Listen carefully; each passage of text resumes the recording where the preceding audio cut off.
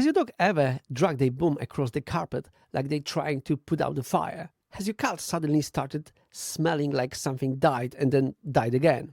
If yes, congratulations, you've just met the anal glands. Today I'm going to explain what anal glands actually are, why they get blocked, when they become painful or infected, and when you should definitely not wait.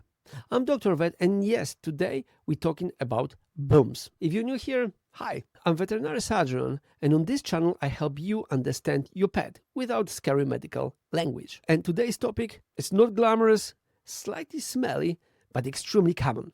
Anal glands problem in dogs and cats. So let's get comfortable, because your pet definitely isn't. What are anal glands? Let's start with the basics.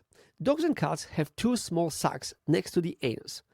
Think of them as tiny scent glands, positioned at about 4 and 8. Inside them, a smelly liquid, and yes, it's meant to smell. In the wild, this scent helps mark territory, identify individuals, communicate with other animals. Your sofa does not appreciate this function. What are they supposed to do? Normally, when your pet passes a firm stools, pressure empties the glands naturally and everyone is happy. No scooting, no smell, no vet visits. Perfect system when it works. What goes wrong? Here's where the fun begins. Impacted anal glands. This is the most common problem. The glands don't empty properly. The fluid becomes thick, sticky, and difficult to express. Signs: scooting, licking or biting the bum, sudden interest in the rear end, and that something is wrong smell. Your pet is uncomfortable and very confused. Anal gland infection. When the bacteria get involved, swelling, pain, redness, and discharge. Dogs may cry when they're sitting, avoid being touched, suddenly become grumpy. And cats may hide, lick excessively, refuse to use the litter tray. Pain changes behavior. Anal gland abscesses. This is an emergency. The abscess means the gland is severely infected. Pressure builds up. Eventually it bursts. Signs: swelling next to anus, sudden bloody discharge, severe pain, and fever. If you see this, don't wait, don't Google, just please see your vet. Why does it happen? Common causes include soft stools or diarrhea, obesity, poor muscle tone, allergy, very common, and recurrent inflammation of the glands. Small dogs are especially famous for this. Yes, I'm looking at you. Chihuahuas, cockapoos, French bulldogs. Big personality, tiny bum glands. What about cats? Yes, cats can have anal glands too. They just don't advertise the problem as loudly. Cats may show subtle scotting, excessive licking, hiding, or behavioral changes.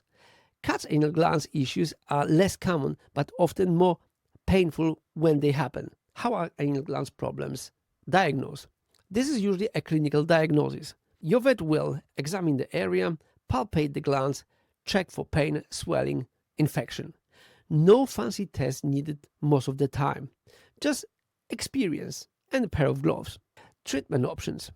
Anal glands expression. Yes, the famous one. This means gently emptying the glands, relieving pressure. That brings straight away relief. Should it be done regularly? Only if necessary, not as routine habit for every pet. Overdoing it can cause inflammation, dependence, more problems later.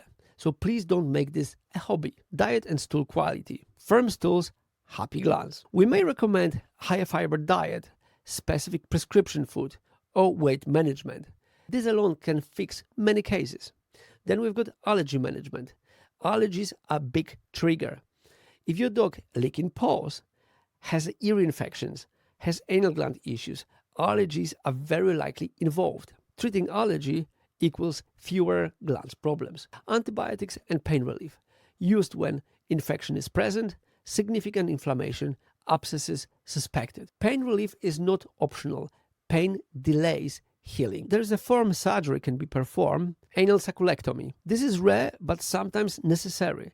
Surgery may be recommended if recurrent severe infection, repeated abscesses, or quality of life is affected. Surgery is effective, but reserved to serious cases only. What not to do? Please don't Squeeze glands at home unless trained. Ignore repeated scooting. Assume it's just worms and wait until it bursts. Early treatment is always easier. So when to see the vet urgently?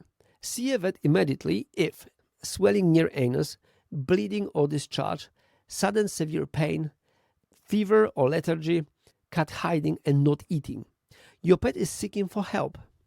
Anal glands problems are common, treatable, and preventable in many cases. Your pet isn't just dirty. Your pet isn't naughty. Your pet is uncomfortable.